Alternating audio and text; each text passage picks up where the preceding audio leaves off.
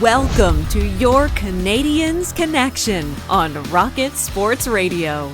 We are proud to be the trusted source for all things Habs for more than a decade. This is the Canadiens Connection Podcast.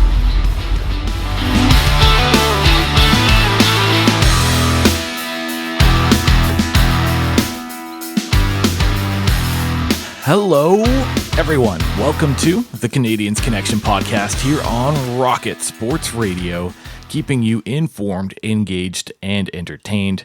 My name is Michael Spinella, and I'll be your host for the next hour. This is episode 249 of the Canadiens Connection Podcast, and I'm pleased to be joined in the studio by my co-host, the editor-in-chief, the founder, and the president of Rocket Sports, Rick Stevens. And Rick, how are you doing today?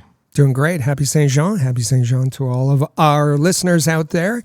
A holiday weekend in Quebec and in Montreal. We got a couple of weekends in a row here where we'll have holidays, huh? Yeah, one of the perks, you get those back-to-back Fridays off. I'm not complaining whatsoever. We got Canada Day coming up next week, and that kind of leads us right into the free agency day too. So plenty of stuff to be excited about, and having that extra day on the long weekend means I can focus just on everything hockey. And in between this weekend and next weekend is, of course, the NHL entry draft, which We've been previewing, it seems, for a number of weeks, but we're getting close. We're getting close to decision time for the Montreal Canadiens. And this episode 249 of the Canadiens Connection, is called Final Countdown, Draft, Deals, and Dubois. Yeah, all three things that we've been previewing for what seems like forever, but plenty of fun things to talk about on this episode. We'll make sure that you're all up to date on everything Montreal Canadiens from the past week. Plus, we have some news and updates from around the league. In segment 2, it's our big topic segment. We have some draft and some Dubois talk, plenty to talk about in there, so you'll want to stick around for that. And in segment 3, it's a Have Your Say segment. Our Canadiens Connection question of the week is, are you on the PLD train or not?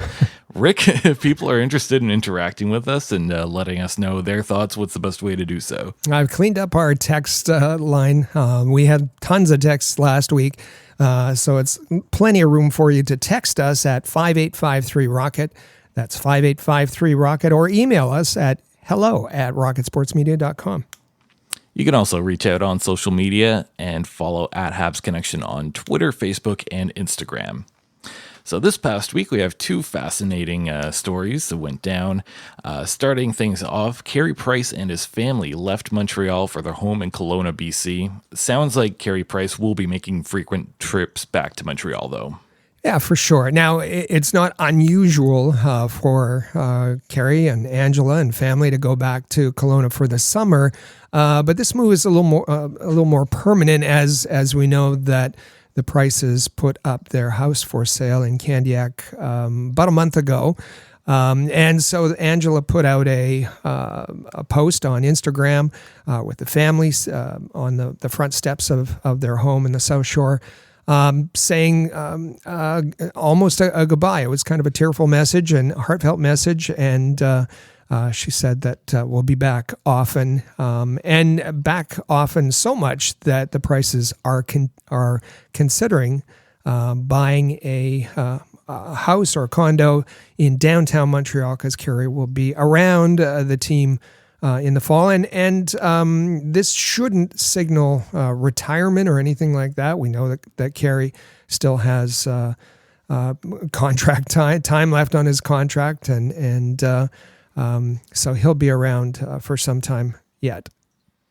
Yeah, so good to know that Carey's going to be coming back, and at an apartment in downtown Montreal sounds pretty awesome. So wishing him all the best with that. Pierre-Luc Dubois was photographed with Canadiens players at the Grand Prix last weekend in Montreal for F1 weekend. He was also photographed alongside Trevor Zegras, Jack Hughes, PK Subban was there, of course, but a lot of focus on Pierre-Luc Dubois giving kind of a side hug to Cole Caulfield. Yeah, he's got his arm around Cole Caulfield. He was also photographed at Saputo Stadium.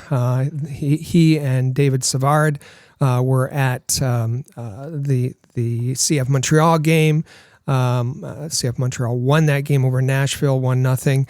Arm around David Savard. Of course, the two of them were teammates in Columbus. As far as Cole Caulfield, those two are both clients of Pat Brisson, and perhaps this was a bit of a charm offensive to say, listen, I'm a good guy, want to be in Montreal, see I'm enjoying Montreal, and I can be a good teammate to these guys as well. So we'll talk a little bit more about PLD as we go along in this podcast. Make sure you're checking out Habs Notepad, Habs headlines, and feature articles throughout the busy offseason at thn.com/Montreal. Some roster news. Sean Monahan signed a 1-year contract extension worth $1.985 million.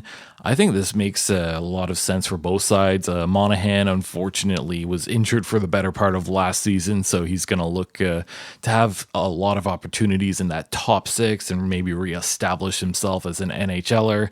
And Montreal gets a really good player on a cheaper contract and possibly someone they can flip out at the deadline. Yeah, and a player who seems to want to be in Montreal. He had options. He was a pending unrestricted free agent now.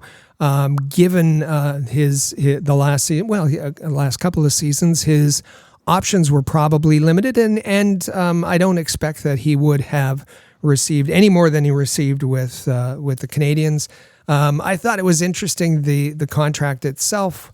$1.985 million with a performance bonus of $15,000, which is more symbolic than anything else. The cash wasn't necessarily important, but that performance bonus for if he plays at least 26 games. Why is that important? Well, last season he played 25 games, so he's hoping for a lot more than that, but he explained to the media over a video conference why he chose to re-sign with Montreal.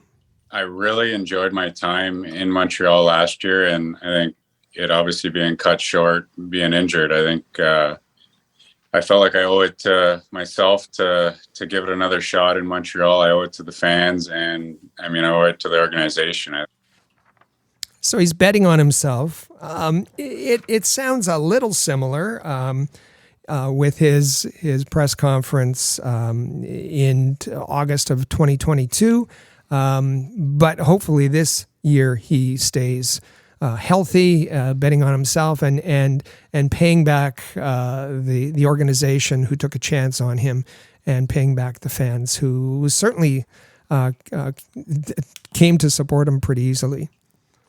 Yeah, and I mentioned that Monahan likely has a lot of opportunities to play in Montreal's top six with a lot of younger players, and we hear from Monahan on his thoughts about playing with a young lineup. Coming in and having the young guys and that energy and guys trying to get better every day and pushing each other, it was real fun to be a part of, and I think I really think I can help the team get better every day. So it's an exciting time to be a Montreal Canadien.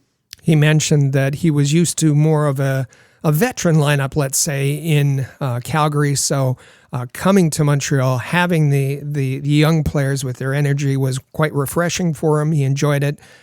He can act as a mentor and maybe even mentor some face-off help for Kirby Dach. But he certainly seemed to also enjoy playing with Nick Suzuki and Cole Caulfield. Yeah, and we mentioned that he's been struggling with injuries, especially this last year, only getting into 25 games. Well, we get to hear a little update from Sean Monahan himself on his recovery. I would say I'm as close to 100% as I have been in 4 or 5 years. So it's exciting, obviously, for me as a player. And getting the opportunity to come back is a big one for me. So I've been back on the ice 2-3 times a week, and doing everything I need to do. So I'm ready to, I guess, prove it to myself that I'm still a real good player in this league, and I'm looking forward to the opportunity. To show that to everybody. Now, he dropped a bit of a nugget when he was talking about his health, saying, quote, "When we speak to the media, we always say we feel good." So yes, he's acknowledged that he's said this before, He's not yet 100%, but as you heard him say, he's close to 100%, and he hasn't felt like that in a number of years. So we hope, and he hopes he can stay healthy for much longer through the season this year. So now we'll get to our Habs prospect report. This edition of the Rocket Report is brought to you by AHL.Report, your premier source for the Laval Rocket, the AHL affiliate of the Montreal Canadiens. AHL.Report is a proud member of the Rocket Sports Media Network. Starting things off, we have a little announcement from Hockey Canada. It looks like Ottawa will be hosting the 2025 IIHF World Junior Hockey Championships. This will be the first time they've hosted the event since 2009, and Canada did win a gold medal. For those who might remember that iconic Jordan Eberle overtime goal, honestly, I can still hear the play call in my head. So very excited that Ottawa is going to have this opportunity. Always fun when the World Juniors comes back to Canada, and of course that will take place Boxing Day 2024 into I think it's January 5th or 6th of 2025. So keeping along with the theme of the World Juniors, USA Hockey invited 44 players to the 2023 World Juniors Summer Showcase, and this includes Canadiens prospect Lane Hudson. It'll be nice to see Lane Hudson get another opportunity to play on the world stage. Obviously, young defenseman, lots of offensive upside. This is a prep camp, that USA Hockey takes a look at a group of players who they may wish to bring to the next World Juniors. This camp happens every year in Plymouth, Michigan. This one goes at the end of July into early August. And when you look at the 44 players, in addition to Lane Hudson, you see a lot of the draft-eligible players there that we'll be hearing their names, Will Smith, Gabe Perreault, and Ryan Leonard and others. Trey Augustine is another. So they've announced their lineup. Lane Hudson will be there, and Sweden has also announced its lineup. They'll be at this showcase as well. Canada and Finland will expect to hear their lineups in the next few days. Looking at the AHL, the Calder Cup final has come to a conclusion. The Hershey Bears win the Calder Cup by defeating Coachella Valley Firebirds. They win the series 4-3. It was a 7-game series, and boy, was this an exciting series to follow along with. Rick, I'll get you to give a little rundown on this. Hershey Bears, they're affiliated with Washington Capitals. They are the oldest AHL franchise. Coachella Valley Firebirds, affiliated with Seattle, are the youngest, the newest franchise. It was a 2-3-2 format. Every game of the first 6 games, the home team had won. That brought to a dramatic Game 7 finish in the desert, Palm Springs Desert, and this game went to overtime after the Coachella Valley Firebirds had an early lead. Hershey tied it up, brought it to overtime, and Mike Vecchione at the 16-19 mark of the first overtime period disappointed almost 10,000 fans. But this was the 12th Calder Cup for the franchise that is the Hershey Bears, and what an amazing series it was. I watched all the games. Just a note and just an observation, and with Seattle sending down Shane Wright to Coachella Valley. This was Shane Wright's likely his last game in the AHL, but his last game of the season comes on June 21st. Unfortunately, the last game of the season for Juraj Slafkovsky. Remember at this time last year, we were doing Slafkovsky versus Wright comparisons. Oh Well, Juraj Slafkovsky's last game this season was January 15th. So an extra 5 months of experience there for Shane Wright. And we'll see how those two compare and face off next season. Looking at some news that does affect the Montreal Canadiens organization, but this time at the CHL level, Marc-Andre Bergeron has left his position as Vice President of Hockey Operations and General Manager of the Trois-Rivieres Lions. He initially joined the organization way back in 2019. Yeah, ECHL affiliate of the Montreal Canadiens is the Trois-Rivieres Lions. They've been part of the ECHL for the past 2 seasons and a little bit tumultuous, I guess. They had a pretty good first season, eliminated in the first round of the playoffs. This season, they didn't make the playoffs. The bloom was off the rose there a little bit. Attendance had dropped considerably. And then you had a number of defections, let's call it. Back in November, their head coach, Eric Boulanger, resigned. He resigned on November 22nd, and nobody knew what was happening. The next day, he was hired by Drummondville in the Q as their head coach. So Marc-Andre Bergeron, who was the CEO and VP of Hockey Operations, moved down behind the bench and also added head coach, interim head coach, to his title. Then in March, the president of Trois-Rivieres Lions, Mark Waitman, we knew him in his work with getting the Laval Rocket off the ground and Place Belle. He went to be the president of the Trois-Rivieres Lions. He left in March to be the president of the Alouettes. So Trois-Rivieres was without a president. And then this news about Marc-Andre Bergeron leaving with his 3 portfolios out the door. No explanation. And then Pascal Rheaume, who was the assistant head coach, promoted as general manager and head coach. I found it interesting in the news conference that Pascal Rheaume said he had no knowledge of anything happening. There was no communication. He had already started to explore other opportunities with QMJHL teams. And then this news came about Bergeron leaving and him being promoted. So very dramatic events in Trois-Rivieres, and hopefully they get that all solidified over the summer for the start of their 3rd season in the fall. Yeah, Pascal Rheaume seems to have the weight of the world on his shoulders, being the general manager and the head coach. Absolutely, it's going to be a busy season for him, and wishing him all the best. For sure. So you can find all our content about Canadiens prospects at thn.com/Montreal. Now it's time to take a look at our NHL entry draft news. Week to week, we take a look at some of the news and rankings that come out that are relevant to Canadiens fans. And it looks like the final rankings and mocks have been released. Bob McKenzie sent out his final list, and Craig Button did his final mock draft. Bob has Matvei Michkov going at number 5, and Craig Button has Will Smith going at number 5. It's fascinating, very fascinating that, at this time of year, from both TSN, Sportsnet will have their final mocks out this week. We're getting all of the rankings out and how different they all are, even for those folks that are within the same network.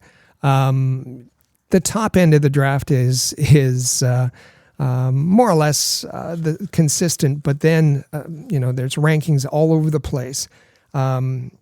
We should mention, as we did last year, that for Bob McKenzie, his rankings are set a little bit differently. Bob doesn't hang out in the arenas evaluating prospects. He uses what he does best. He has connections in the hockey world, and he connects with 10 NHL scouts. 10 teams in the NHL, their scouts, and he does a survey. He asks them to fill out a survey, and that's how he prepares his list. So as you said, Connor Bedard, Fantilli, Carlson, Will Smith at 4, Michkov at 5. Not a mock. That's his rankings. Craig Button, it is a mock. Bedard, Fantilli, Carlson, Michkov, going to San Jose at number 4, and Will Smith going to Montreal at 5. So we're gonna do our own little scenarios, mocks in the second segment, but you should know that there's a lot of variability out there these days when it comes to talking about rankings and mocks. And Rocket Sports will be in Nashville to watch all this drama unfold live. Mike Raschel, Chris G, and some of our Rocket Sports readers are all going to be there to watch the draft, the first round and the 2 to 7 rounds. So they'll be there to experience it all, and looking forward to hearing all their stories, and hope they all have a great time there. So we have 2 groups there. The first group, as you said, comprised with Mike and a number of our readers and listeners to this podcast. We put out a call that if you wanted to go to this year's draft, we would make it happen. It's a partnership that we've had for a number of years, going back to 2009 draft in Montreal, where we partner with the NHL to provide an experience for fans. So Mike's going to be there organizing that. And Chris, we got credentials for Chris. So he's going to be giving the behind-the-scenes look at what's happening and attending the scrums, and you'll hear from the prospects first. So you'll want to be sure that you're going to subscribe and listen to this podcast for next week, because we'll have a big draft show, but also be following us on social media and following our coverage on thn.com/Montreal. Yeah, looking forward to it. Honestly, the draft is something I look forward to almost every single year. Personally, I won't be there in person, but watching the drama unfold just on my TV will be something unique to experience, especially with all the stuff going down with Michkov. And like you said, Rick, we'll get a little bit more draft coverage in that second segment. Yeah. Taking a look around the league for some hockey news, the NHL has started to release their 2023-24 preseason schedules.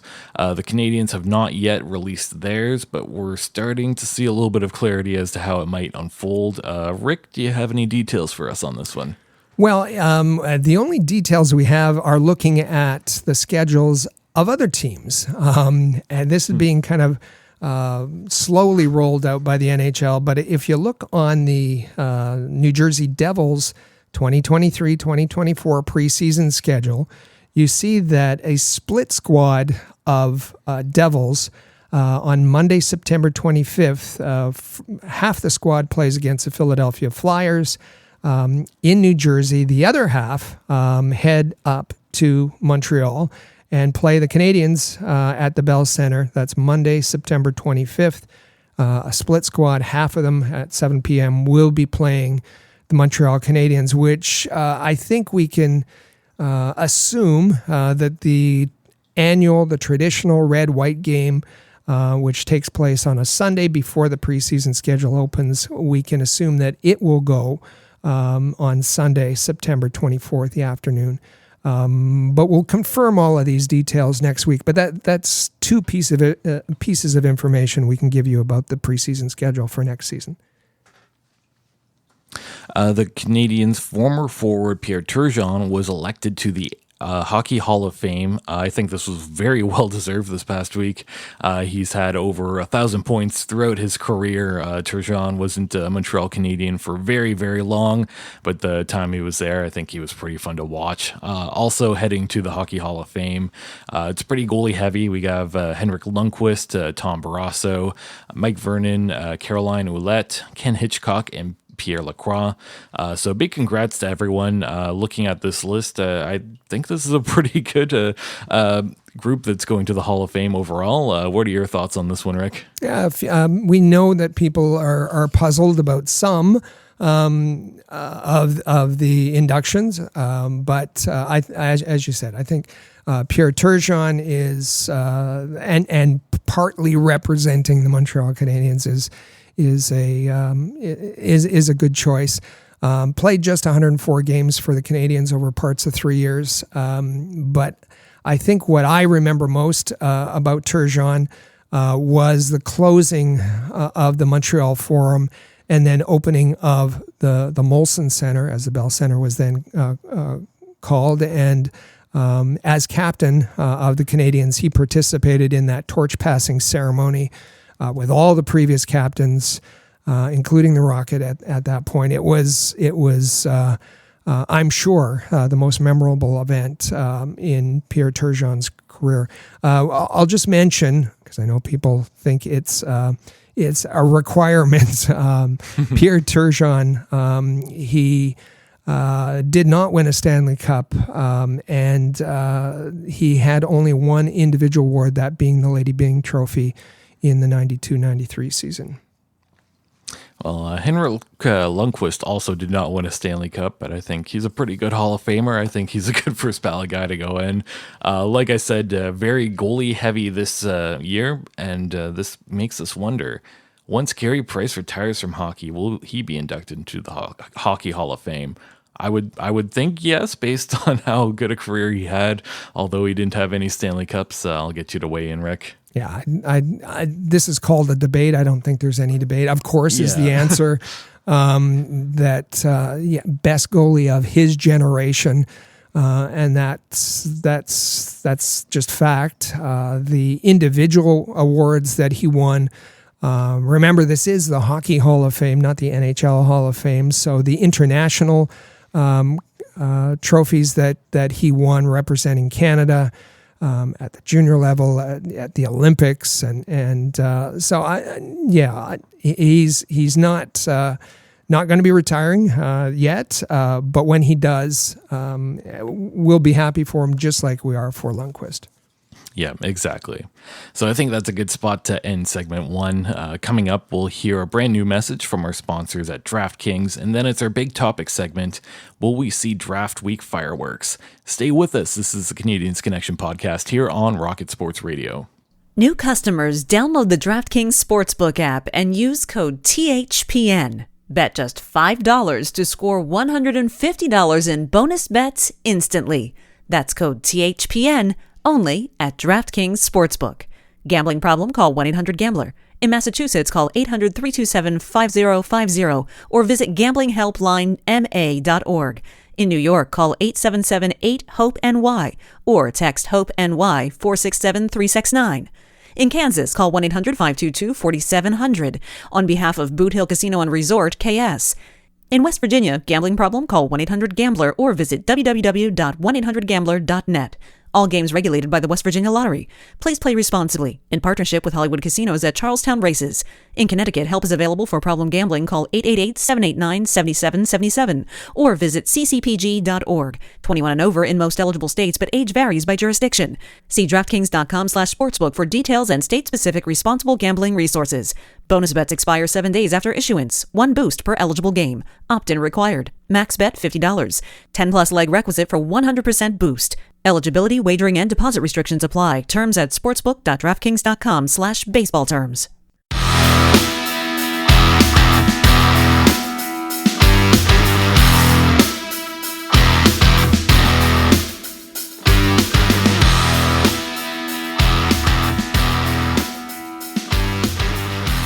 Welcome back to the Canadiens Connection podcast here on Rocket Sports Radio.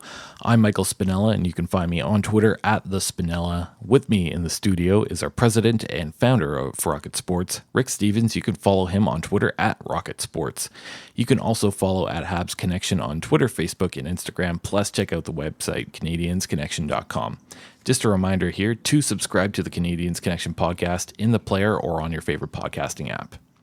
So our final remarks on the NHL draft are going to be in this segment, as that draft comes up next week.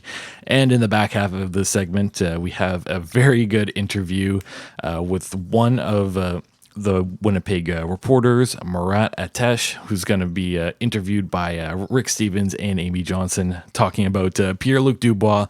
So plenty of fun stuff to come up here in this segment. To start, though, we will get our draft coverage in. So prior to the draft, the Canadiens will meet with prospects for the last time, and one particular prospect for the very first time, a prospect that they've not actually seen play live at this point, and that player is Matvei Michkov. Matvei Michkov, after being very difficult for teams to get in touch with, is becoming a little bit more flexible. He's starting to meet with a few teams. There seems to be a little bit of a lack of info on this player, but over the next little while, he will start meeting up with some of those teams, picking within the top 10. I know Montreal is going to meet with them. It sounds like Columbus already has a meeting scheduled with him as well. Rick, do you have any other notes that you can provide on Matvei Michkov? Yeah, I think he's now expanded his list. And we said that was what we were hearing was that his handlers were pretty careful, but the reins have been released, I guess, and he's going to meet with, I think, every player, with probably the exception of Chicago, in the top 10 who may have an opportunity to draft him. We hear that the Flyers will interview him. That the Capitals will interview him. Undoubtedly, the Canadiens will interview him. And it's going to be really interesting because the Canadiens are known for tough interviews. They don't start the meeting with the usual pleasantries and introductions and welcome, we're happy to meet you. They get in quickly. And they're known not to be gentle with prospects, and we saw that with some prospects can handle it and some not so much. I think Shane Wright had a very difficult interview with the Canadiens, and we know that, well, at least we're told that Michkov has a little bit of cockiness, a little bit of arrogant attitude. He's not afraid to chirp his teammates, especially his veteran teammates, if things aren't going the way he wants. So it's going to be interesting if we ever find out how Michkov's brash personality meshes or collides with the Canadiens' interviewing techniques here. And what that's going to mean, we really don't know. The other part of it, I think, the other piece of information, we remember it back to the Combine with Kent Hughes saying, listen, we know that he has a contract for 3 years in the KHL. Who knows? There's nothing stopping him from signing a second contract. So he's, that puts him further out of reach. There was a picture on the Instagram of Matvei Michkov released of him standing in New York City, and the attitude that comes out of that picture, I don't think there's any question that the NHL is where he wants to be, and he wants the opportunity to prove himself as the best player in this draft. And so I don't know that's such a worry. Maybe it was a bluff. We've heard that before, but I don't think there's much of a worry from Michkov's perspective that he wants to be in the NHL. One thing I do wonder about his interview with Montreal is what kind of animal is he? That's my main question here. But nonetheless, getting a little bit more back on the topic, there have been several reports that Kent Hughes has been particularly active in the week leading up to the draft. It seems like he's someone that's exploring all his different options, moving up, moving back, potentially trading. He's pretty aggressive, and it seems like he's also kind of muddied the water as to what he might want to do with that Montreal draft pick at number 5. So leading up to this draft, what else can we say about Kent Hughes? Well, yes, and this is coming from outside of Montreal sources that we're hearing from other teams that they have been contacted by Kent Hughes and been presented with trade options. So those options are numerous, as you said. It's on one hand, it sounds like Kent Hughes wants to trade up, and we explained that last week, and now we're hearing he's equally interested in trading down. We're hearing that there's trade options. So I think because the Canadiens are not at the top of the draft, that they want to control the situation and give themselves as many options as they can based on who's chosen in front of them. and Hughes has been making calls all over the NHL. I think it also it was Darren Dreger who said that that the conversations to move up in the draft have kind of stalled. They can either be stalled or they can just be put on hold. I think once you gather the information, the kinds of trades that Kent Hughes is talking about with respect to the draft aren't going to happen until draft day anyways. So once he gathers that information, he has it, and there's no need to go further. The other issue is that it's going to take all the general managers being in Nashville before things will start to happen. And this past week has been kind of quiet, but today things are starting to happen, and we saw a trade already today. That is Saturday, where Nashville, and that's incoming general manager Barry Trotz, he acquired a forward that we know a fair bit about. That's Alex Galchenyuk in exchange for forward Ryan Johansson, who goes off to the Colorado Avalanche. The Avalanche only having to pick up half of his $8 million salary. Nashville retains 50%. So things are starting to happen, and we expect there'll be more trades as there's a deadline of sorts with the draft coming up, and as general managers are in the same location. And remember, the NHL awards are on Monday, so the groups are there early, and we're going to start to see some action, I think. Yeah, with that Nashville trade, it really does feel like they are trying to clear up some cap space.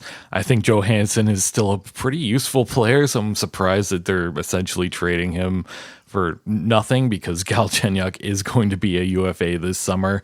Maybe in 2016, Johansson for Galchenyuk would have been an amazing trade. You'd be super excited about it. Nowadays, definitely just a cash dump, so you got to wonder what the next move is there for Nashville. But coming back to the draft and Montreal, preparing a mock NHL draft is typically a tricky thing to do. This year, it's actually much more difficult with the whole Michkov situation. So, Rick, you and we took a few moments to put together two different mocks to prepare for a couple different scenarios here. The first scenario is going to be is Michkov still being on the table at 5. The second scenario will be Michkov not being on the table at number 5. So we will start off, but we'll start off with our first 3 picks here for the scenario in which Michkov is not been selected, and then we'll take a look at our other scenario. And I think we kind of agree on what the top 3 look like, Rick. I think number 1, you and I agree, Bedard. Yeah, I think we're fine with that. Yeah, Connor Bedard to Chicago. Number 2, Fantilli. I think that's fair. To Anaheim. Yeah. Number 3, it could start to look a little bit more gray, but I have a Leo Carlsson to Columbus. Good fit with the Blue Jackets. Yeah, and number 4 is where things start to get interesting with the San Jose Sharks. I think that San Jose is the first team, at least in my mind, that could have interest in bringing in Matvei Michkov. So in the scenario in which they do not pick Michkov, I have them picking Will Smith. What do you have them doing? Yeah, it's really interesting because with the San Jose Sharks, you have first-time GM Mike Greer, and there's no history to kind of examine. He's kind of said both things. He said he wants a turnaround as quick as possible. So you think, oh, gee, that doesn't sound like Michkov. And then he says, we're not going to rush into anything for a short-term gain. So maybe it's Michkov. Does Mike Greer want to make a splash with a player who's kind of a foundational offensive talent, or have to wait for him, or want to impress his owners and bring in a player who's going to help right away? So yes, I think that if they leave Michkov on the table, Will Smith is the pick. for San Jose. Yeah, I agree. So when we get to that number 5 pick and Michkov is still on the table, that doesn't necessarily mean that Montreal has to pick him, right? There are still plenty of other players available.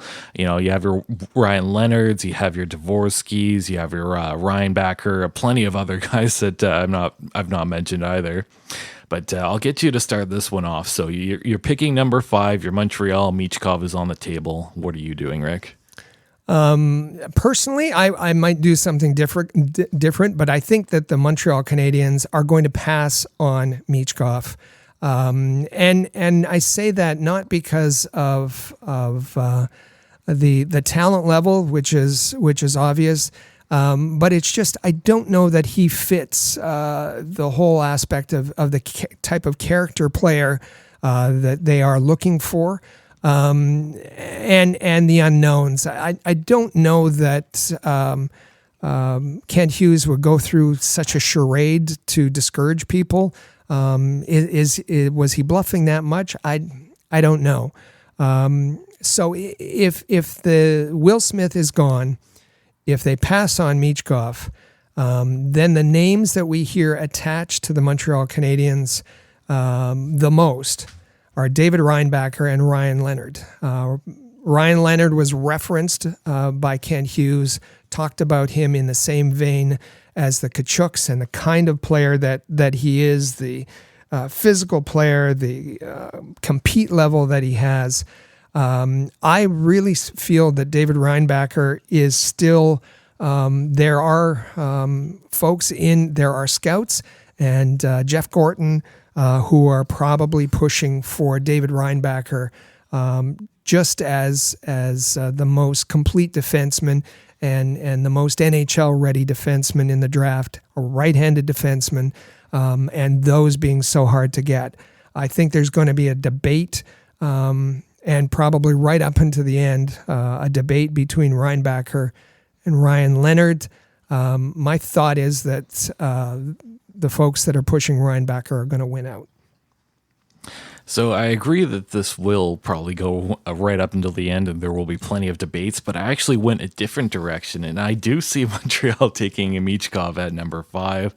If everything we're being told about Michkov is true, and assuming that the interview with Michkov goes well and Michkov doesn't, tell them don't draft me or something along those lines, I really think that that's the player that you have to take. I do think the talent might be just too good to pass up on.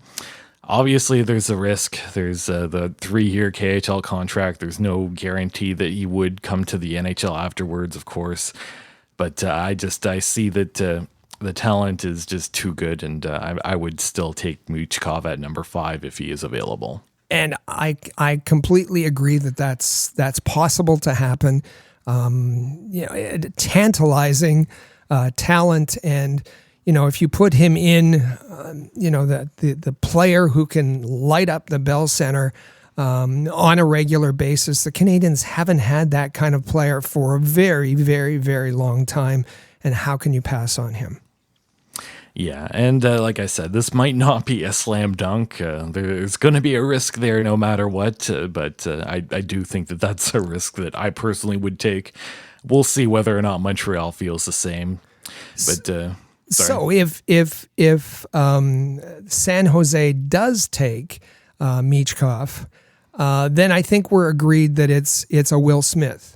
Yeah, I agree that it would be Will Smith. I think that he had a really good showing recently. I think there's a lot of hype about this player. And there's that relationship with Kent Hughes that's already established. So I think that that's too good a fit for Montreal to pass up on. He's an elite playmaking center. And a Will Smith, Nick Suzuki down the middle, your top two in whatever order they turn out to be. That's pretty impressive. He just he has that ability, and we saw that with the U.S. National Development Program, that he makes the players around him better. He performs plays at speed. He's I think are there some things that he has to improve? Yeah, I think so. His compete level, his attention to defense. and maybe even shooting the puck a little bit more. But he is an elite player, and as you said, he already has a connection with Kent Hughes. Kent Hughes knows his family, and I think that plays into it. So take it from us that the Canadiens will pick Will Smith, Matvei Michkov, David Reinbacher, or Ryan Leonard. And I think that's, I mean, you might laugh, but I think that's fair. I think the Montreal Canadiens have done an excellent job, both last season and this season, not letting anybody know what in the world they're going to do with their pick. They put out enough flares, enough smoke screens to take fans and the media in one direction or another. But I think they've kept, if they have leanings at this point, I think they've kept them very quiet, and which makes our job more difficult. But I think for fans, it keeps the interest right up until the moment that they pick with the 5th overall pick at the draft. Yeah, absolutely. And who could forget what happened at last year's draft? I'm pretty sure everyone at the Bell Center was anticipating that Montreal would go up on stage and select Shane Wright with that 1st overall pick. You saw the Shane Wright Montreal jerseys everywhere. You saw that he got the biggest cheer when he walked out onto the red carpet. I think that the one thing, if anything, the one good thing that Montreal has done is put up the smoke and mirrors and not really let you have any idea of which direction they might be going in. And so there might be surprise, there might be cheers, there might be gasps, as there were in the Bell Center last year. Yeah. But I think for now, I think the majority of Canadiens fans are trusting the Kent Hughes, Jeff Gordon tandem to make the best decision. And I guess the other big thing that could be coming up in the next week or so, Pierre-Luc Dubois, and this could happen at the draft, this could happen before, this could happen after, even in free agency, we don't really know at this point, but Pierre-Luc Dubois has grabbed the attention of Canadiens fans and will likely hold until a trade is made. Pierre-Luc Dubois has asked for a trade out of the Winnipeg Jets. I think that's pretty obvious, and a lot of people are making that connection between Pierre-Luc Dubois and Montreal. The good thing is, though, that both Rick Stevens and Amy Johnson had a chance to catch up with a Winnipeg Jets reporter from The Athletic, Murat Ates, to talk about the whole Pierre-Luc Dubois situation and the potential trade from the Jets, from the Jets' perspective.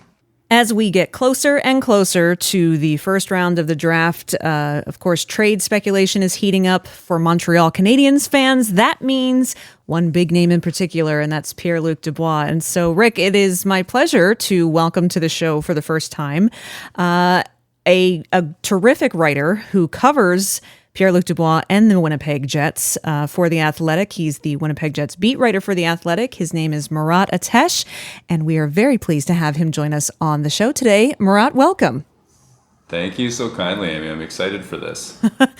Well, I'm going to first ask you to kind of put us in the seat of the fan base in Winnipeg, and what are the adjectives that you think would be most apt to describe the fan base, going from really flying high in January, making a really big push to kind of crashing down into that early playoff exit, and now facing some really franchise-changing trade possibilities. Pierre-Luc Dubois, Wheeler, Hellebuck, maybe even throwing Scheifele in there. Are Jets fans kind of shell-shocked? Are they in kind of a how did we get here kind of feeling? I mean, if you'll permit, a little bit of history here. I'm a big believer that emotions or satisfaction, it's a big comparison between what you expected to happen and what actually happened. And if it's better than you expected, great. If it's not. But a year ago at this time, Winnipeg hired Rick Bowness to be their coach. and it surprised a lot of people. They'd held out hope that it was going to be Barry Trotz, who's from Manitoba, and he was going to come in and be a savior. When it was anybody but him, everybody in Winnipeg was like, oh, well, that's anticlimactic. Well, I guess, okay, so what? Now they're going to run the roster back. We can't possibly make the playoffs because they had missed a year ago as well. And then November hits, and Bowness has them playing well. Mark Scheifele saying wonderful things about the coaching and the communication. Blake Wheeler doesn't have the captaincy anymore, and it's seen as a leadership change. He's playing really well. Pierre-Luc Dubois is playing like a first-line center from October, November, December, and into the top of January as well. And Winnipeg's at the top of the Western Conference standings. Everybody's talking about the Bonaissance, like this idea that he's completely revitalized the team. And then roughly middle of January, ironically for our purposes, because we'll be talking about Dubois, roughly the trip that comes to Montreal, Dubois announcing his foundation, Winnipeg takes a 2-month nosedive. And I think it was the confirmation for a lot of fans of their worst fears before the season began. And having had that high of November, December, January, it probably hurt more because there was some expectation of struggle heading into the season to go into those playoffs and, give Vegas a good fight, but then completely fall apart in Game 5. I think a lot of fans had been afraid of that kind of devastation for a while. And to run that into all these roster rumors, there is a definite angst amongst the fan base who wants change. They don't know what form it's going to come in. They're expecting big names gone, and they're just hoping for the best. Wonder if you can talk about Winnipeg as an NHL city. And I have a little bit of an experience. I was in Winnipeg and attending games at the Winnipeg Arena, just 1.0. And for me, I always found it one of the great hockey towns in the NHL. The atmosphere, particularly in the playoffs, was, a smaller building, but every bit equivalent to the Bell Center. And, I always think back to Teemu Selanne and him saying, and he said it many times, that in Winnipeg, if you treat people well and you play well, you're going to be treated as a king. And is that, I guess, still hold today, irrespective of the folks that have said they want to leave the organization? Honestly, I think that the culture is the same in the city. If you can show people from Winnipeg, just like you said, that you love it, that you love the city, that you appreciate that it may not be, as glamorous as a New York or a Paris or a London, or let's even say Montreal or Toronto. And especially if you can get a dig in at Toronto while you're talking about it, that's endearing. Like there's a grittiness to a Winnipeg fan. There's an acceptance that hey, you have to get to know this city and its people to fall in love with it. And if you show the effort, well then, hey, we're going to find you and we're going to see you and we're going to celebrate you. And I think that that's the case for the greats that stay. When Blake Wheeler chose Winnipeg for 2 long contracts, I think he became the real face of the franchise at that point. Guys like Mark Scheifele at the moment that he extended for a really long term. And the hope was always that it was going to be, Patrick Laine as well, because he was so effusive about his praise for Winnipeg. And then Pierre-Luc Dubois, okay, well, his dad coaches for the Moose. Maybe he'll stay. If you don't find a way to celebrate the city, and if you do expedite your exit, well, yeah, they may turn on you as well. That's real.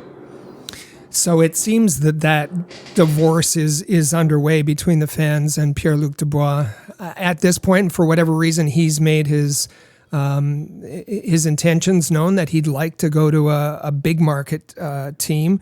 It seems as if the charm offensive is underway, and we see Pierre-Luc Dubois all over Montreal, or photographed all over Montreal at the F1, the Canadian Grand Prix with Cole Caulfield. Cole Caulfield, another client of Pat Brisson. We saw him at the Saputo Stadium with CF Montreal, with David Savard, and of course those two played together in Columbus. And it's almost like Pierre-Luc Dubois is saying, yes, maybe there was a problem and maybe a problem in the dressing room in Winnipeg, but it's not me. Look at me. I can be a good teammate. Is that Is that fair to say? I'm not sure that I would take it all of the way to comparing it to Winnipeg and saying like, hey, look, I'm great. But, in terms of maybe trying to nudge the Montreal ambassadorship along, being a part of the community, I could see some of that. I also want to leave room, though, for him being a young man doing fun stuff. And That's true. I don't know what his relationship with Cole Caulfield is, but David Savard, I've been told many times that they're amongst, the closest friends, and they were particularly close during their days in Columbus. And that just seems like, hey, that's my buddy, I'm going to go do something with him. The Caulfield thing is a little bit interesting, and I can understand why fans might get excited or why it might get to that sort of discussion. And the truth is, I don't know. But it makes sense to me that even when, as Elliot Friedman reported on Friday, that, Winnipeg is hoping they'll reduce it to 2 or 3 teams, this list of 5 or 6 teams of destinations. Even though I'm certain Montreal is going to remain on that, it's going to be at the top of, or near the top of Pierre-Luc Dubois' hopes. There's real love between him and the city. I'm not sure if I'm going to take that leap and say that it's about creating the I'm a great teammate vibe. But maybe you guys know better because you're around it and you've seen fans' response to it. If it's having a really marked difference in their impact, and maybe I'm just being cynical. So that's the off-ice stuff. Let's talk about on ice, Pierre-Luc Dubois on ice and the season that he had with the Jets. And a couple minutes ago, you said that that for October, November, December, and maybe even part of January, half the season almost, he was looking like a number one center. And then, as we know, things kind of fell off, and he wasn't the same player in the next half of the season, finishing the season with 63 points. And then the playoffs was a whole different thing. Started like gangbusters in game 1, and then I think I read you said that he was a ghost in Game 5. He declined through that series against Vegas as well. So can you take us through his what appears to be his last season with the Winnipeg Jets? Yeah, it really does have some ebbs and flows to it. And I think that, wherever you are, you want to know what kind of player this guy is, especially, the shift in Columbus. People hear about him quitting. Well, does he still do that? All that sort of stuff, right? Mm-hmm. For Winnipeg this season, first 4 months, all of the strengths were there and shining.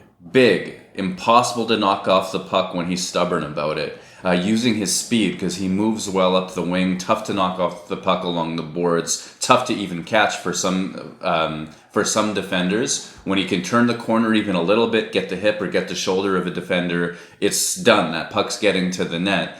And you saw that for 4 straight months there. The other thing that he had going for him was chemistry with Kyle Connor.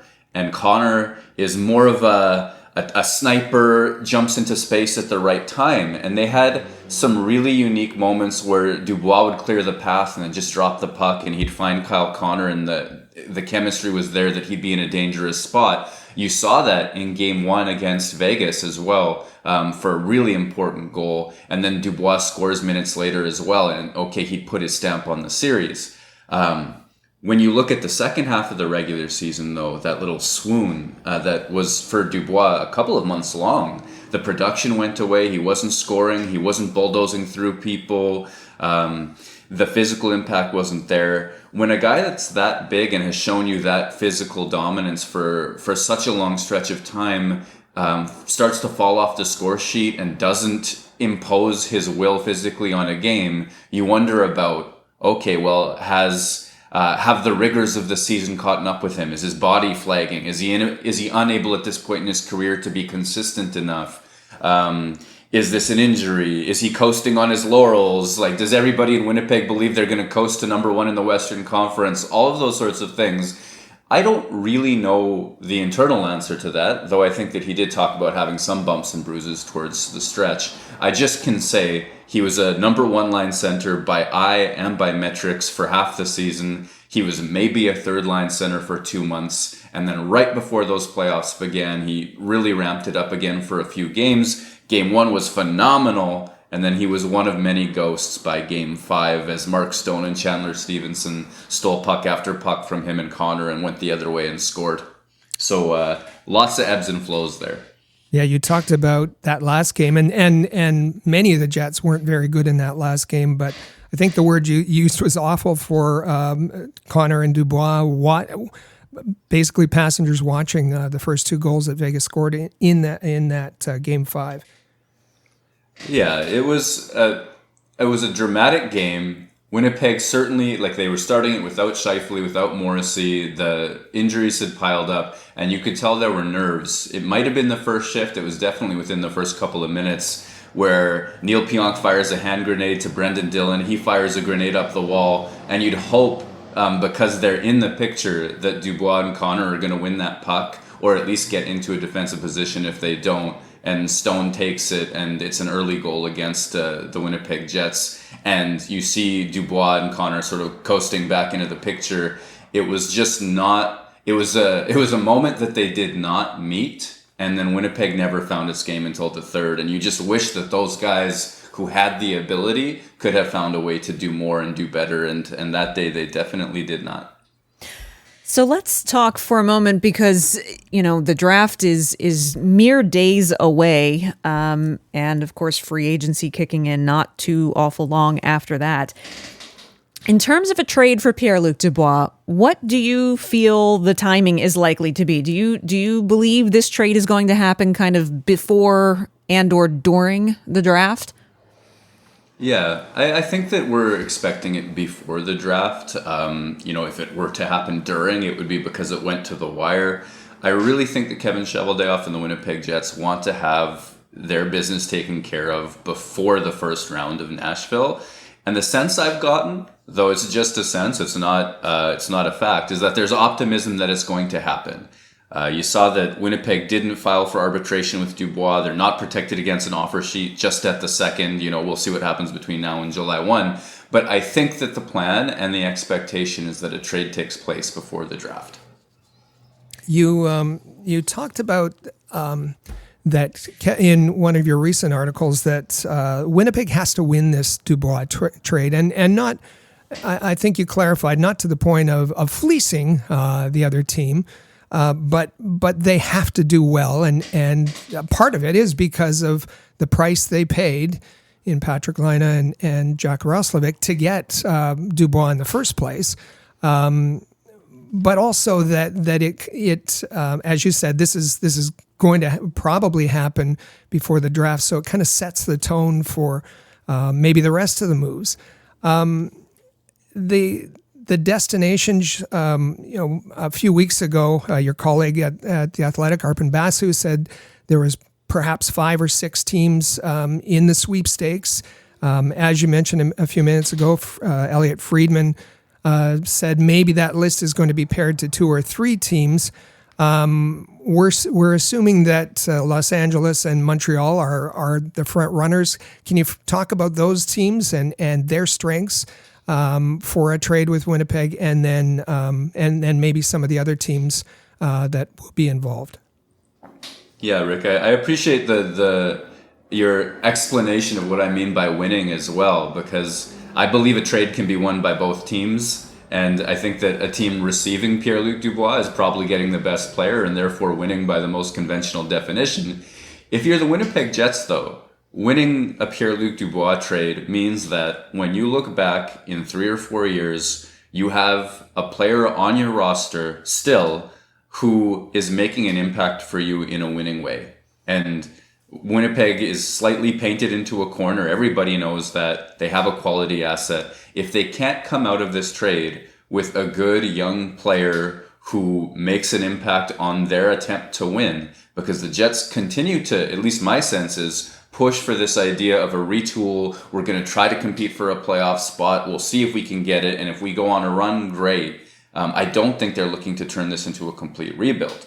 To that effect, I think Los Angeles probably has more of a diversity of assets to trade for Dubois, by which I mean, if I'm Montreal and Winnipeg is asking me for Kirby Dach, I look at the season that Dach just had, the chance that we just took on him by trading for him last year, and think, well, hey, this guy's actually a big part of our future. Maybe the moment we traded for him, we would have considered moving him.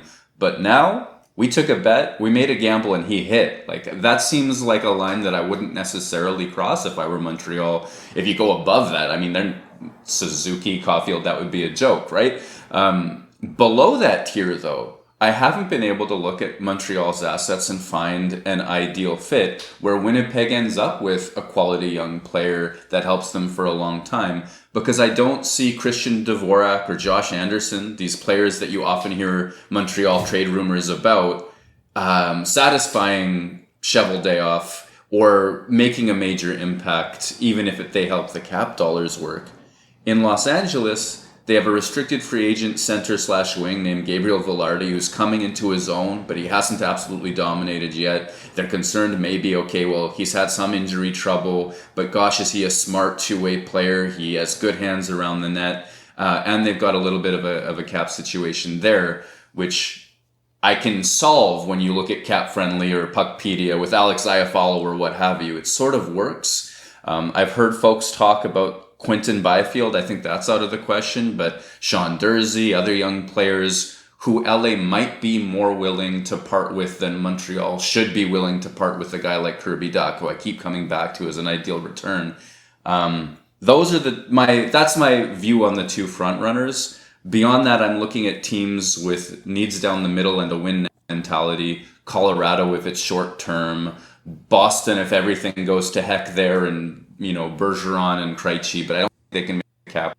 The New York Rangers are another team that I think about. But LA and Montreal, as far as I can tell, the two most interested parties. And I think it's an important point because you see a lot on social media, especially, that let's send the Jets Christian Dvorak and Yoel Armia. Didn't he play there? Let's get him back there.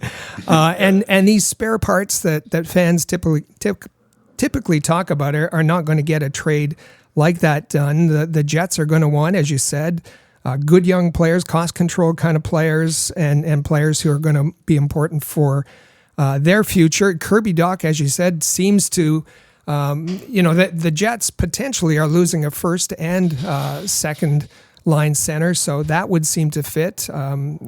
Vilardi and Byfield, although that seems to be a bit of a reach, would fit as well. The Kings, I think, are really interesting, not only with Luc Robitaille there, but with Marc Bergevin there. And of course, Canadiens fans remember that 2016 draft in Buffalo, where Marc Bergevin was basically on his hands and knees with Jarmo Kekalainen begging for either the Vancouver trade that he had set up or the Edmonton trade set up so that the Canadiens could draft Dubois. I guess if you talk a little bit about, we know that Kent Hughes has been patient in the trades that he's had so far, but is there a more patient general manager than Kevin Cheveldayoff in taking one of these really difficult situations where he's up against the wall and turning it into something for the Winnipeg Jets? Yeah, it's unfortunate that Kevin Cheveldayoff has had so much experience on that front. Yes. But he has delivered, by and large, when these situations have arisen in Jets history. And, I would respect Kent Hughes being patient in this situation. If you go to Cheveldayoff's history, though, you can take it all the way back to Evander Kane being unhappy in 2014, 2015, I believe it was. And the package that after a lot of consternation, Cheveldayoff put together that got back Tyler Myers. I think Yoel Armia was a part of that as well. Yeah, he was. Brendan Lemieux, the pick that became Jack Roslovic. It was quite the haul for a player who didn't immediately have a ton of success in Buffalo. I thought that it was also an intelligent trade because Buffalo was trying to tank at the time and Kane was injured, I think, if I recall. So there's a lot. And that took a long time to put together, and Cheveldayoff waited it out. Jacob Trouba then, had held out. I think it was the following season, and it became clear that as soon as he had the contractual ability to, he would be on his way out, likely to the States. And we saw that with New York. Well, that trade eventually became Trouba for Neil Pionk, who had 2 very good years for Winnipeg and a first-round pick. And there are fans in Winnipeg, I'm split on this, but there are fans in Winnipeg who absolutely still love that deal, even though Pionk has struggled recently. You look at the Patrick Laine situation that became Dubois in the first place as well. I think that, it seemed as though Cheveldayoff was able to wait, and he knew his players were unhappy in Laine and Roslovic, but he solved, at least temporarily, a major problem going forward that gives him the opportunity to have the problem he has today, I guess is the way I look at it. Yeah. He's been painted into corners and he's come out of them pretty successfully. And the other thing, I know that's a long answer already, but if you're if you're another team and you're looking at this situation and you're going, well, Dubois wanted out of 2 cities, can we trust him, all that sort of stuff, all of this is predicated on a sign-in trade, at least as far as we know presently. Right. And I think that Dubois, at about to turn 25, I think that might happen today, tomorrow, it's soon anyway, signed through the heart of his career to a city that he obviously wanted to go to because it was one of the 2 or 3 on his list. I think that that's an asset you can have confidence in, and one that's worth paying for as well. So that's my view on it. So basically, we're all, I think everyone's on the edge of their seat, really around the entire league, because the Pierre-Luc Dubois potential trade kind of has captured the attention of fans and media, no matter what fan base or media circle they happen to be in. But with so many big names potentially on the trading block for Winnipeg, I imagine that this week, kind of here on out, are you basically kind of on call 24/7, just waiting for whatever bomb is gonna drop? Yeah, I think that's a fair way to put it. I mean, I think the Dubois trade is getting most of the excitement league-wide, but there's also the very real possibility of the end of an era with Blake Wheeler coming down the pipe right away. And I think that Winnipeg's been trying to move him. They may buy him out. That's a long-time captain, a 1,000-game player, and almost a 1,000-point player for most of that all happening in Winnipeg. So that is going to be just a massive development. Connor Hellebuck, I mean, my goodness. I mean, having informed the team that he's not going to sign long-term, you're not panicking to make that trade. That's one you can be more patient about. Mm-hmm. But at the same time, it looks like that's happening this summer. And how often do Vezina winners / 2-time Vezina finalists get traded? You have to go back a lot of years. So yeah, this is a franchise-defining summer in Winnipeg, and the cell phone is always on. That's for sure. Well, we look forward to seeing where the chips fall for all of it, and whether or not Montreal and Winnipeg actually close a deal or not. In the midst of all of that, we know it's a very busy time of year, and so Murat, we really appreciate you taking some time out to be with us today and to talk about your expert insight on the Winnipeg Jets and Pierre-Luc Dubois. If you are not following him on Twitter already, please be sure to follow Murat at WPG Murat. And we look forward to having you back on the show again soon. Thank you so much, Amy. Thanks, Rick. Thanks. So happy that we got a chance to speak to Murat.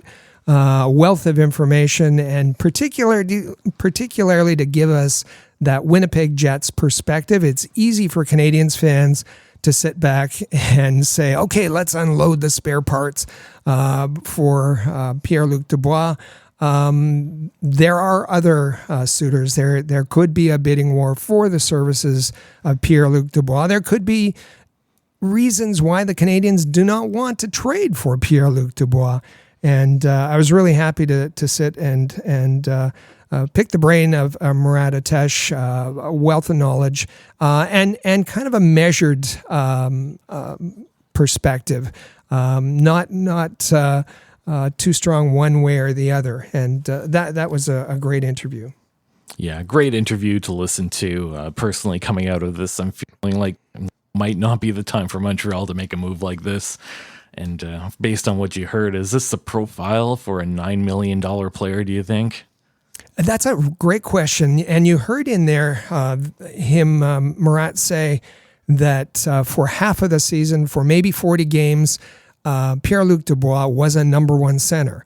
For another 25 games or thereabouts, he performed like a third line center. He really kind of disappeared, and he had that kind of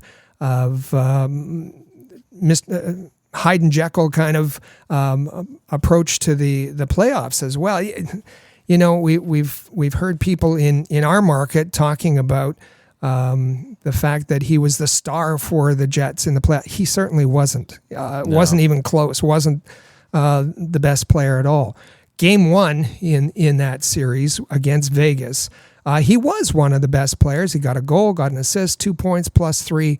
Tremendous. He was a -2 in Game 2. He had 6 minutes of penalties in Game 3.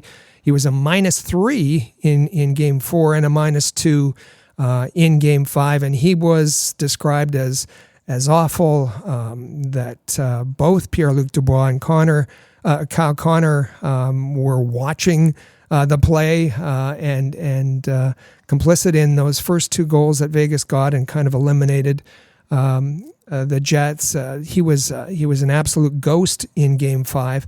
And if you need any more characterizations, we'll go back to Ken Wiebe and Sean Reynolds of Sportsnet. And we played this on one of our previous podcasts, but let's remind our listeners what the Sportsnet Winnipeg folks said about Pierre-Luc Dubois in that Game 5. Today was not just a symptom. It was a part of the disease today, what we saw today from the Jets kind of folding in this game. Yeah, they got lots of guys who tried hard. Ehlers, well, he didn't even tell us, he wouldn't be willing to tell us what the actual injury was, but he gutted it out. There's guys who gutted it out and tried their hardest. But there were some guys who were absolute no-shows in this game, and one of them is a player I have defended regularly on this program. Today was Pierre-Luc Dubois' worst game as a member of the Winnipeg Jets, and it's probably his last game. So yeah, he had about 4 shifts tonight that, like, isolated, looked like that last shift that he had in Columbus. And we remember what that last shift in Columbus looked like. A player who didn't care, a player who was trying to force the hand of Columbus to move him. Sean Reynolds saying there that there were 4 Columbus shifts in there. That doesn't speak well. And Ken Wiebe has been a supporter and promoter of Pierre-Luc Dubois, and couldn't find the words to support him there. So I think, we've heard this week some of the Montreal reporters saying there's no red flags about Pierre-Luc Dubois, only green flags. I think you're not an analyst. You're a cheerleader if you think. Of course, there are red flags with this player. As you said, 63 points, career high. Is that a $9 million player? A player who plays like a first-line center for half the year and then disappears, becomes a ghost. I don't know if Canadiens fans should be excited, and that is not even counting of what the Montreal Canadiens are going to have to give up if they acquire Pierre-Luc Dubois at this point. And we heard that in that interview. So lots to think about there, I think. Yeah, I definitely agree with all of that. And we'll let our listeners come up with their own opinions on this situation. So to our listeners, we do ask, are you on the Dubois train or not? And that's our Canadiens Connection question of the week. I think that's a good time to take our final break here, and we'll hear from our sponsors. Stay with us. This is the Canadiens Connection podcast here on Rocket Sports Radio. Rocket Sports Media is currently recruiting talented, motivated, and committed people to join our team. If you're a student wishing to gain experience, a young professional interested in broadening your credentials, an experienced hockey mind looking for a platform to share your expertise, or a passionate fan looking to contribute to our publications by connecting with fellow hockey fans, we want to hear from you. If you are bright, loyal, passionate, and willing to dedicate yourself to a remarkable team, visit allhabs.net and click the Join Our Team tab today.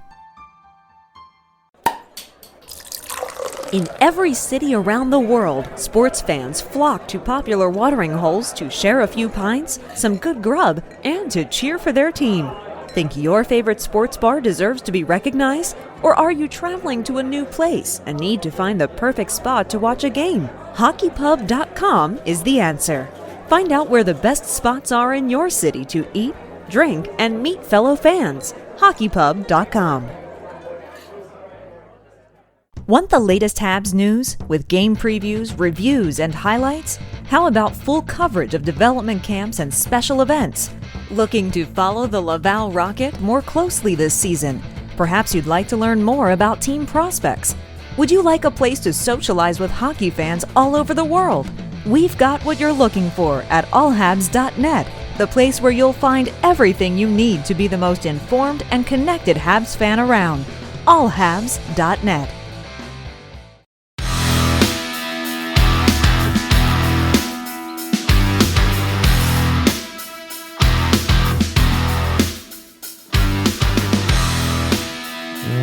Welcome back to episode 249 of the Canadiens Connection podcast here on Rocket Sports Radio.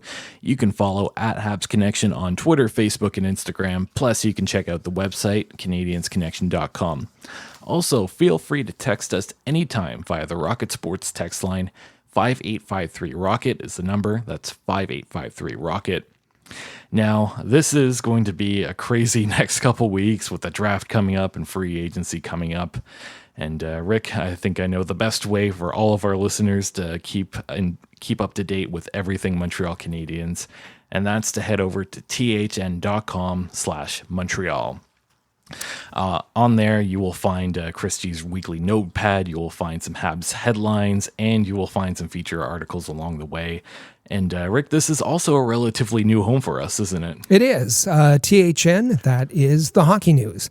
We, Rocket Sports, are now part of the Hockey News to provide exclusively the coverage of the Montreal Canadiens for the Hockey News.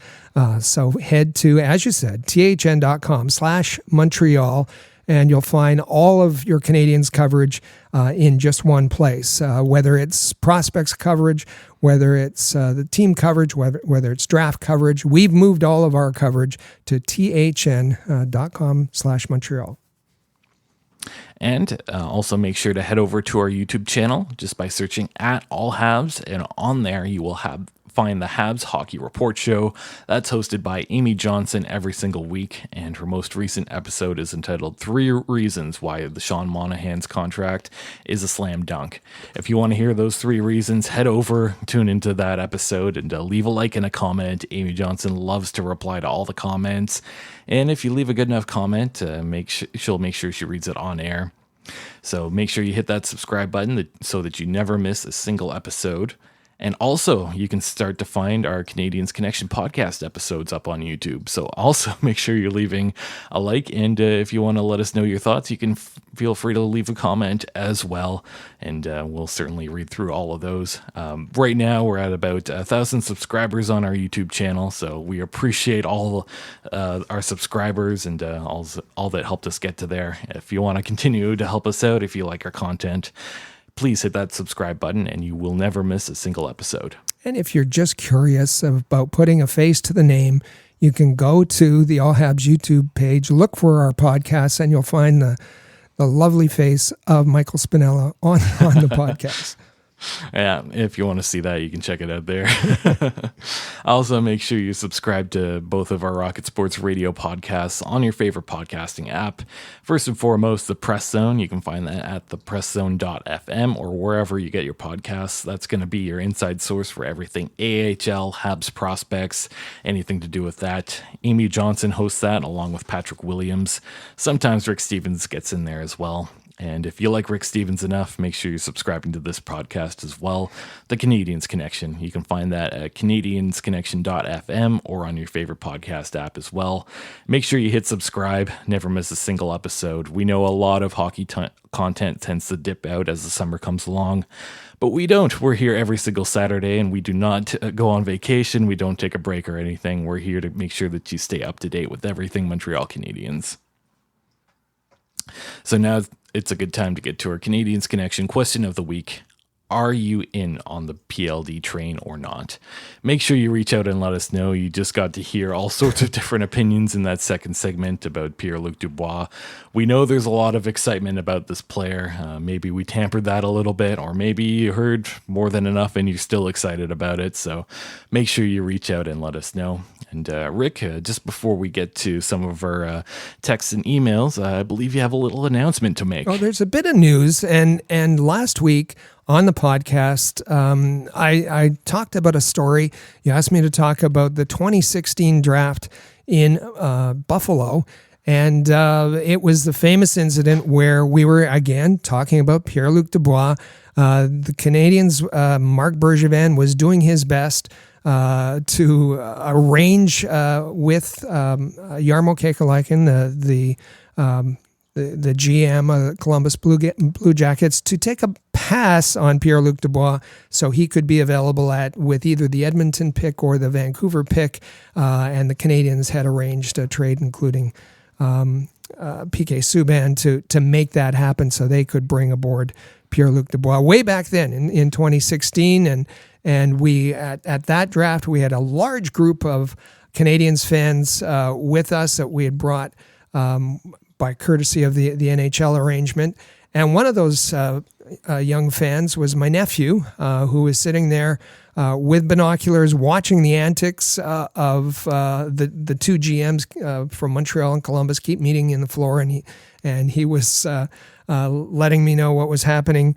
And this week, he's not so little anymore. He has committed. He's a star athlete, a very good baseball player, and he is committed to a college in the southwest of the U.S., and he'll be attending there and playing baseball and doing quite well in the fall. So pretty proud uncle. And at least there's one athlete in the family, and we wish him well in the fall.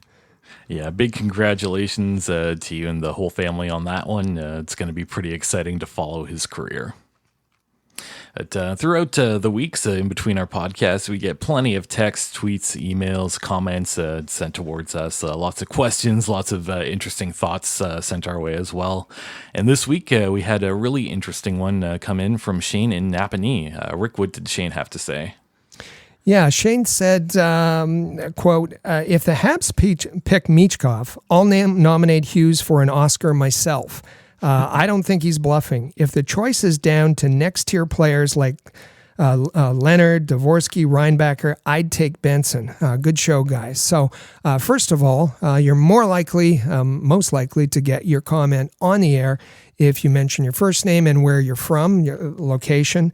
And he said, good show, guys. So, that helps as well. Appreciate the compliment. Absolutely. I should say that at the beginning of this season, way back in the fall, and we talked about our hopes for the Montreal Canadiens, I was hoping that they'd be in a position to get a top 5 draft pick. They achieved that. And at that time, I was hoping that they'd be in position to take a Zach Benson. Now things happen through the season, but Zach Benson would certainly be a good pick to have. We know that a number of ranking lists have Zach Benson as their number one or as their number 5 pick. Dauber has Benson. Rusko and Sportsology has Benson. So I think this is from Shane. I think Benson would be a good pick. Would I still want Benson? Depends who's there. But out of the group that next tier that Shane's talking about, he's looking at Zach Benson, and I think it's a reasonable pick. Yeah, good pick, and appreciate the message there, Shane. We appreciate hearing from all of our listeners, and like you said, Rick, if you want a better chance of having your message read on the air, make sure you include your first name and where you're from. That way we know who we're talking to. So busy week coming up. Right now it is the St. Jean's long weekend in Quebec, so we get a couple days to rest. But then, Rick, you and I are going to have to start scrambling as soon as we hit end on this podcast. On Monday, it's the NHL Awards. On Wednesday and Thursday, it's the NHL Draft. And then next Saturday, it's Free Agency Day, also Canada Day. So I think That being said, it's a good time for us to wrap up the show. Thank you all for listening. Make sure to hit that subscribe button in the player or on your favorite podcasting app, and share on social media if you liked what you heard.